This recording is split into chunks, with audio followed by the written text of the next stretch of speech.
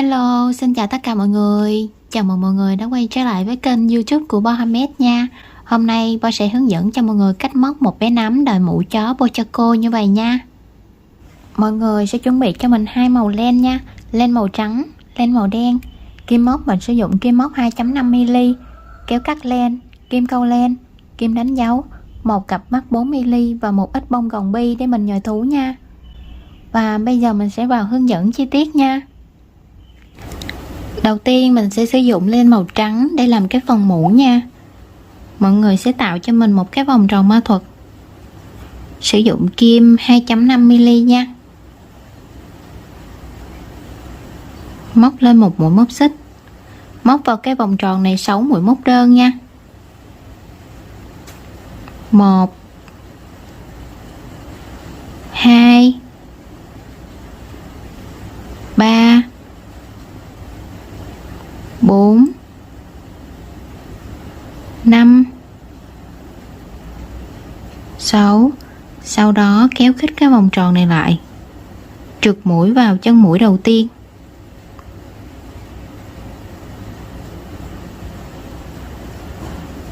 Qua hàng số 2 lên một mũi móc xích. Hàng số 2 thì mình sẽ móc là 6V, mỗi chân móc sẽ là 2 mũi móc đơn chung chân.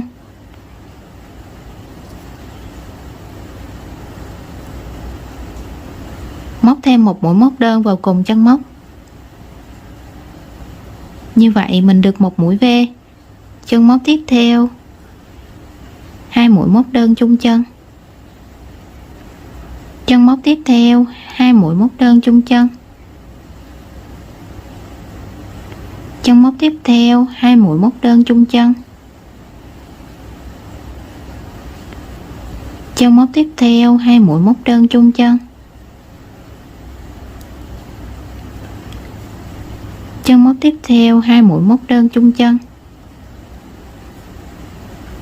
Sau khi móc xong hàng số 2 thì mình sẽ có 12 mũi móc đơn nha, trượt mũi vào chân mũi đầu tiên luôn. Qua hàng số 3 lên một mũi móc xích. Hàng số 3 thì mình sẽ móc là 1x 1V. Mũi x sẽ là mũi móc đơn nha. 1x nè, đánh dấu lại. Chân móc tiếp theo 1V. Mũi V sẽ là 2 mũi móc đơn chung chân. Chân móc tiếp theo 1x. Chân móc tiếp theo 1V.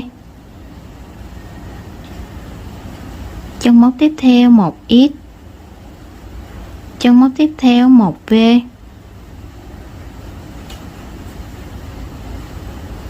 Mọi người cứ móc như vậy cho đến cuối hàng nha. Sau khi móc đến cuối hàng thì mình sẽ có 18 mũi móc đơn nha, trượt mũi vào chân mũi đầu tiên. Qua hàng số 4 lên một mũi móc xích. Hàng số 4 thì mình sẽ móc là 2x 1V, nhưng mình sẽ tản mũi ra, mình sẽ móc là 1x 1V 1x nha. Đây là 1x, mình đánh dấu lại. Chân móc tiếp theo 1V. Chân móc tiếp theo 1x. Như vậy là mình được một cụm 1x 1V 1x nha. Cụm tiếp theo 1x 1V 1x. Cụm tiếp theo 1x 1V 1x. Mọi người cứ móc như vậy cho đến cuối hàng nha. Sau khi móc đến cuối hàng thì mình sẽ có 24 mũi móc đơn nha, trượt mũi vào chân mũi đầu tiên.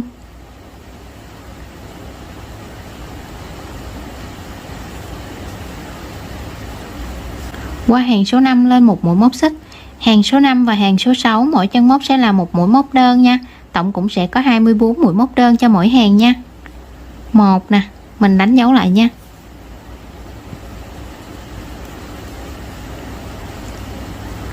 2 3 4 5 6 7 8 9, 10. Mọi người cứ móc như vậy cho đến cuối hàng luôn nha. Sau khi móc đến cuối hàng số 6 thì mọi người cũng trượt mũi vào chân mũi đầu tiên nha. Chỗ mình đang mưa nên là nó hơi đè đè một tí, mọi người thông cảm nha. Qua hàng số 7 lên một mũi móc xích. Hàng số 7 thì mình sẽ móc là 3x1v. Mình sẽ móc vào cái cạnh ngoài của nó thôi nha. Đây cái mũi móc của mình có 2 cạnh nè, thì mình sẽ móc vào cái cạnh phía ngoài này thôi.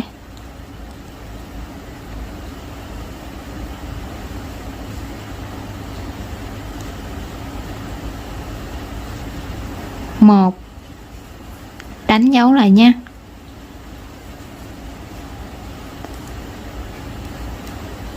2, 3, 1v.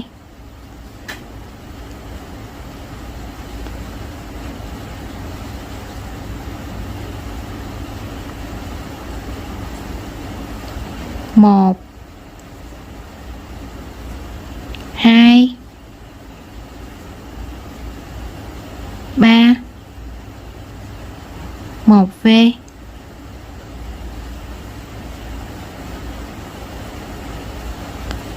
Một, 2, 3, 1v. Mọi người cứ móc như vậy cho đến cuối hàng nha. Sau khi móc đến cuối hàng thì mình sẽ có 30 mũi móc đơn nha. Trượt mũi vào chân mũi đầu tiên. Qua hàng số 8 lên một mũi móc xích. Hàng số 8 thì mình sẽ móc là 4x1v, nhưng mình sẽ tản mũi ra nha. Mình sẽ móc là 2x1v 2x.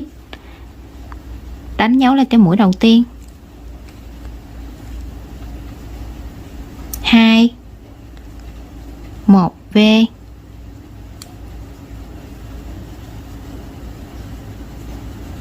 1, 2. Như vậy là mình được một cụm 2x 1v 2x nha.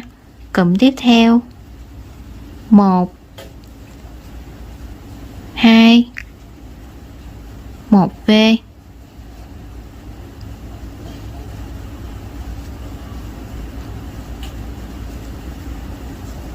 1, 2. Cụm tiếp theo 1, 2, 1v.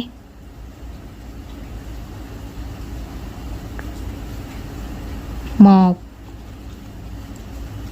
2. Mọi người cứ móc như vậy cho đến cuối hàng nha. Sau khi móc đến cuối hàng thì mình sẽ có 36 mũi móc đơn nha. Trượt mũi vào chân mũi đầu tiên để kết thúc hàng. Kéo len ra cắt len luôn nha.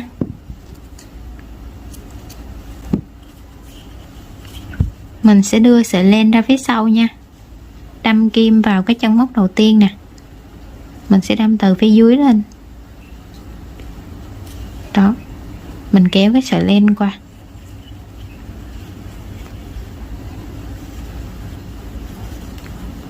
Sau đó mọi người sẽ dùng kim khâu để mình giấu sợi đi nha. Và như vậy là mình đã hoàn thành xong cái phần mũ nha. Mình cũng sẽ dùng len màu trắng để móc cái phần thân nha. Mọi người sẽ tìm cho mình cái hàng số 6 mà lúc nãy mình móc cạnh ngoài á, thì bây giờ mình sẽ móc cạnh trong nha. Đây nè, mình móc vào cái cạnh phía trong này, kéo cái len qua, móc lên một mũi móc xích, móc vào cái chân móc đó một mũi móc đơn, kẹp luôn cái sợi thừa vào nha, đánh dấu lại, kéo cái sợi len này cho nó chặt lại nè. Ở hàng số 9 này thì mình sẽ móc mỗi chân móc là một mũi móc đơn nha.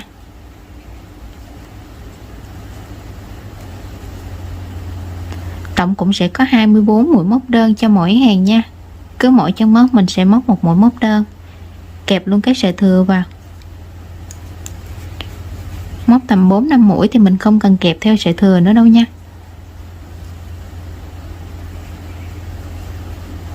Mọi người cứ móc như vậy cho đến cuối hàng luôn nha. Sau khi móc đến cuối hàng thì mình cũng sẽ có 24 mũi móc đơn nha. Trượt mũi vào chân mũi đầu tiên.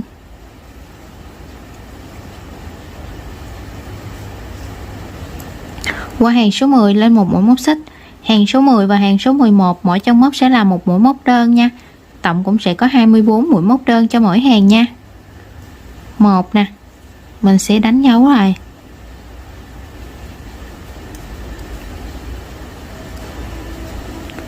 2 3 4 5 6 7 8 9 10. Mọi người cứ móc như vậy cho đến cuối hàng số 11 nha. Sau khi móc đến cuối hàng thì mình cũng trượt mũi vào trong mũi đầu tiên luôn nha.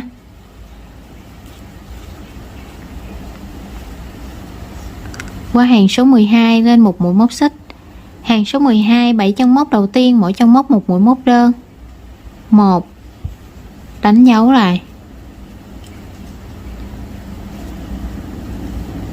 2 3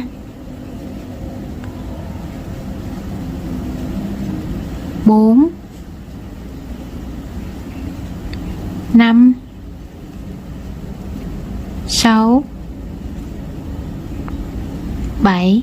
Chân móc tiếp theo mình sẽ móc một mũi hạt bắp để làm phần tay nha.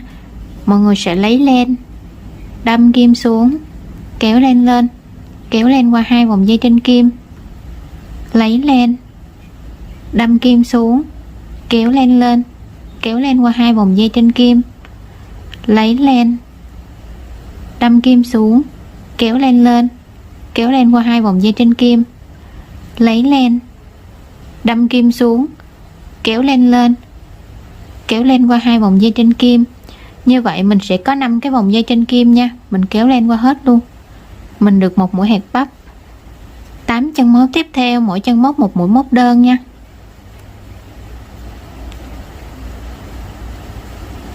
1 2 3 4 5 6 7 8. Chân móc tiếp theo mình sẽ móc một mũi hạt bắp. Mọi người cũng lấy len, đâm kim xuống, kéo len lên, kéo len qua 2 vòng dây trên kim, lấy len, đâm kim xuống, kéo len lên, kéo len qua 2 vòng dây trên kim, lấy len, đâm kim xuống, kéo len lên, kéo len qua 2 vòng dây trên kim, lấy len, đâm kim xuống, kéo len lên, kéo len qua 2 vòng dây trên kim. Như vậy mình sẽ có 5 cái vòng dây trên kim nha. Mình kéo len qua hết luôn. Các chân móc còn lại mỗi chân móc một mũi móc đơn nha. 1 2 3 4 5 6 7. Trượt mũi vào chân mũi đầu tiên. Qua hàng số 13 lên một mũi móc xích. Hàng số 13 và hàng số 14 mỗi chân móc một mũi móc đơn nha. Tổng cũng sẽ có 24 mũi móc đơn cho mỗi hàng nha. 1, đánh dấu lại. 2 3 4 5 6 7 8 9 10. Mọi người cứ móc như vậy cho đến cuối hàng số 14 nha. Sau khi móc đến cuối hàng thì mình cũng trượt mũi vào chân mũi đầu tiên nha.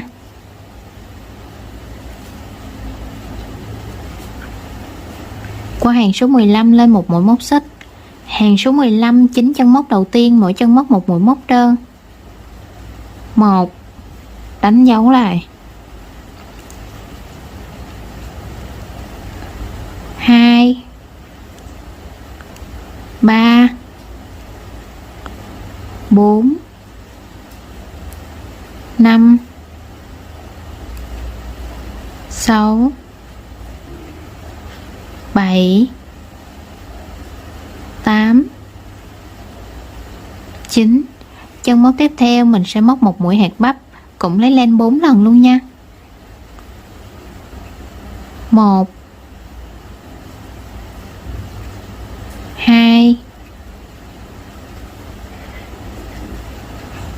3, 4. Mình cũng sẽ có 5 cái vòng dây trên kim như vậy nha, kéo len qua hết luôn. 5 chân móc tiếp theo, mỗi chân móc một mũi móc đơn. 1, 2, 3, 4, 5. Chân móc tiếp theo mình sẽ móc một mũi hạt bắp, cũng lấy len 4 lần luôn. 1, 2,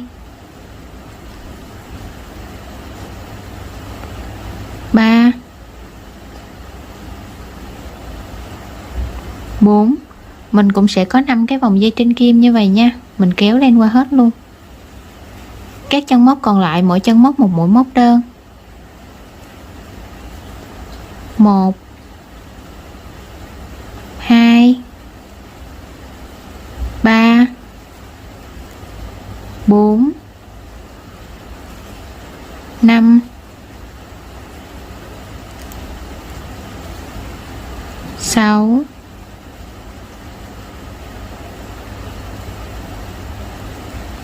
7, 8. Trượt mũi vào chân mũi đầu tiên.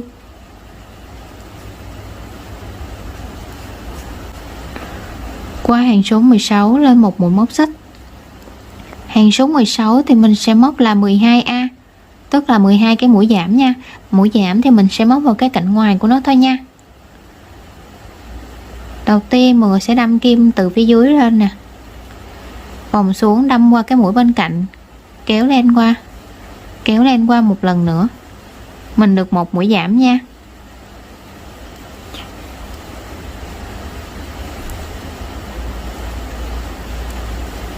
Hai,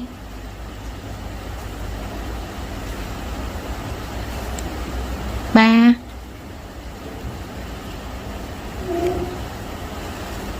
4,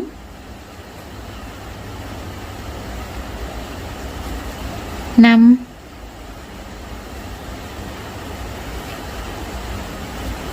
6. Mọi người cứ móc như vậy cho đến cuối hàng luôn nha. Sau khi móc đến cuối hàng thì mình sẽ còn được 12 mũi móc đơn nha. Trượt mũi vào chân mũi đầu tiên, lên một mũi móc xích, kéo len lên, mình tiến hành nhồi gòn vào luôn nha.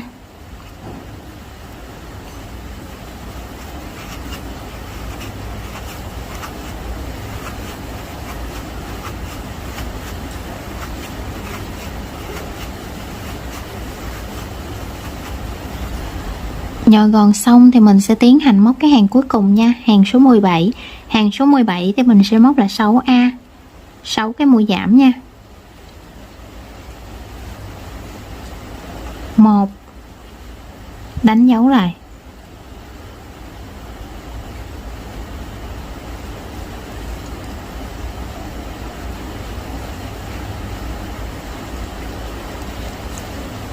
2,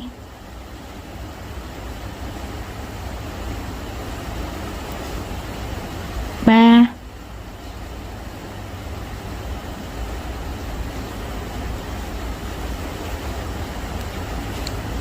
4,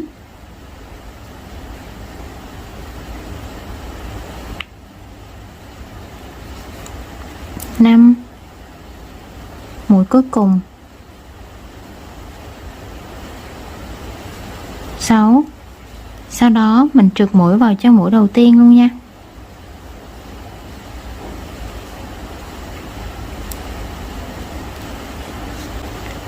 Kéo len ra, chừa một đoạn dài để mình khâu nha.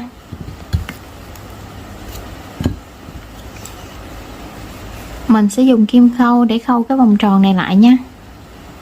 Mình sẽ khâu vào cạnh ngoài của nó thôi nha. Đây là cái mũi đầu tiên nè.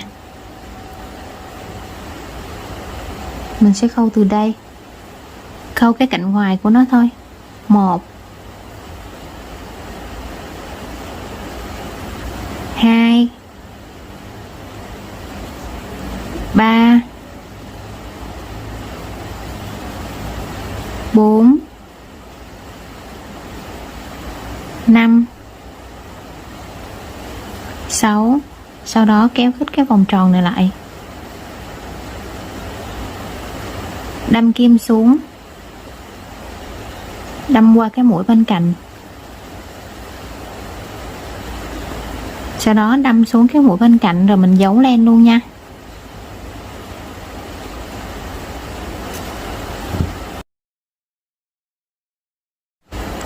Như vậy là mình đã làm xong phần thân của bé nấm rồi nha. Bây giờ mình sẽ hướng dẫn cho mọi người gắn mắt nha. Mắt thì mình sẽ gắn giữa hàng 11 và 12. Đây là hàng số 9 nè, 10, 11, 12. Giữa hàng 11 và 12 sẽ là hàng này nha.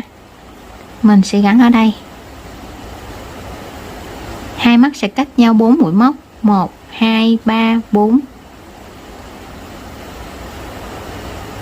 Mình sẽ gắn vào đây và đây nha. Đây là mình đã gắn mắt xong nha. Mình sẽ dùng len màu đen để móc cái phần tay nha. Mọi người sẽ tạo cho mình một cái vòng tròn mã thuật. Móc lên một mũi móc xích. Móc vào cái vòng tròn này 6 mũi móc đơn nha. 1, 2, 3, 4, 5, 6. Sau đó kéo khít cái vòng tròn này lại, trượt mũi vào trong mũi đầu tiên. Mọi người không thấy thì mình có thể đánh dấu là cái mũi đầu tiên lúc đầu mình móc nha. Qua hàng số 2 lên một mũi móc xích. Hàng số 2 thì mình sẽ móc là 1x 1v nha. Đầu tiên là 1x nè, sau đó đánh dấu lại.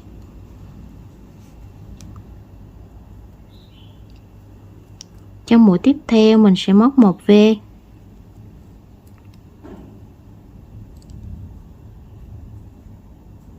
Trong mũi tiếp theo 1x. Trong mũi tiếp theo 1v.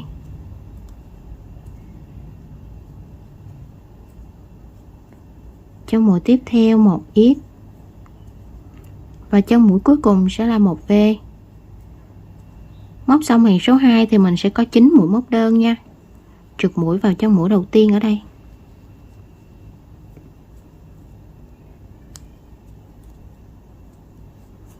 Qua hàng số 3 lên một mũi móc xích. Hàng số 3 thì mình sẽ móc mỗi chân móc là một mũi móc đơn nha. Móc đến cuối hàng số 5 cũng như vậy luôn.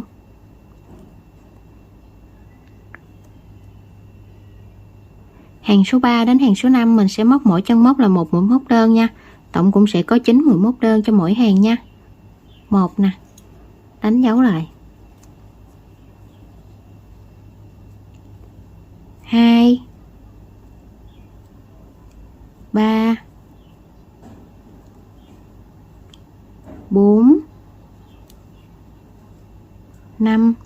Mọi người cứ móc như vậy cho đến cuối hàng số 5 nha. Sau khi móc đến cuối hàng thì mình cũng trượt mũi vào chân mũi đầu tiên luôn nha. Qua hàng số 6 lên một mũi móc xích. Hàng số 6 thì mình sẽ móc là 1x 1a, một mũi móc đơn và một mũi giảm nha. Đánh dấu là cái mũi đầu tiên nè. Trong móc tiếp theo là một mũi giảm nè. Mọi người sẽ móc vào cái cạnh ngoài của nó nha. Tiếp theo là một mũi móc đơn. Tiếp theo là một mũi giảm.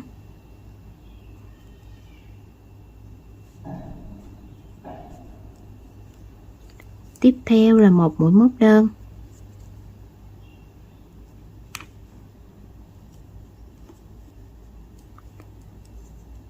Cuối cùng là một mũi giảm. Mình sẽ còn được 6 mũi móc đơn nha. Trượt mũi vào chân mũi đầu tiên để kết thúc hàng.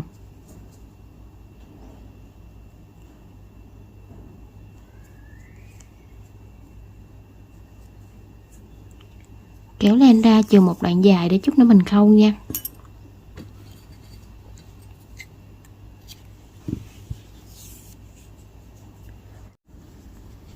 Mọi người sẽ làm cho mình thêm một cái tay tương tự như vậy nữa nha. Đây là mình đã làm được 2 cái tay nè. Bây giờ mình sẽ khâu nó vào cái phần mũ nha. Mình sẽ khâu vào giữa hàng số 2 và số 3 nha. Đây là hàng số 1 nè, hàng số 2 nè, hàng số 3 mình sẽ khâu vào giữa hàng số 2 và số 3 là hàng này nha. Mình sẽ canh ở giữa giữa nè. Mình canh cho nó đều nha. Mình đâm vào đây. Đâm từ phía dưới lên nè.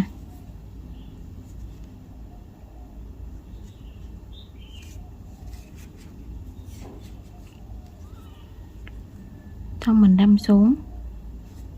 Đâm lại cái vị trí mà lúc nãy mình vừa đâm lên á. Sau đâm qua mũi bên cạnh. Cái mũi cuối cùng thì mình sẽ đâm từ phía trên xuống nha. Sau đó đâm về vị trí ban đầu nè.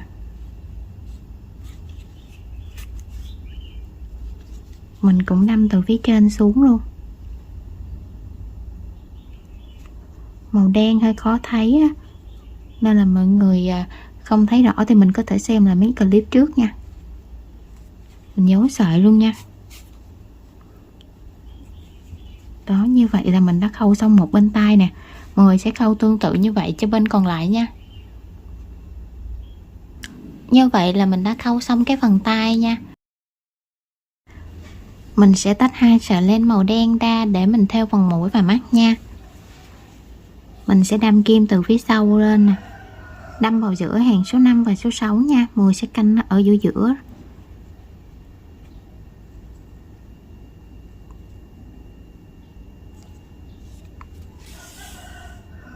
Chừa một đoạn để chút nữa mình giấu sợi nha. Đâm kim qua. Sau đó đâm qua bên cạnh luôn.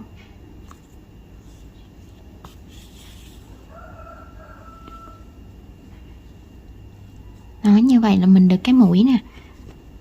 Rồi sẽ đâm thẳng lên một mũi nha. Đâm qua bên đối diện luôn.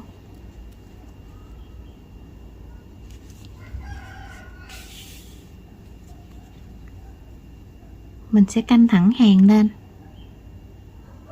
Sau đó giấu sợi luôn nha.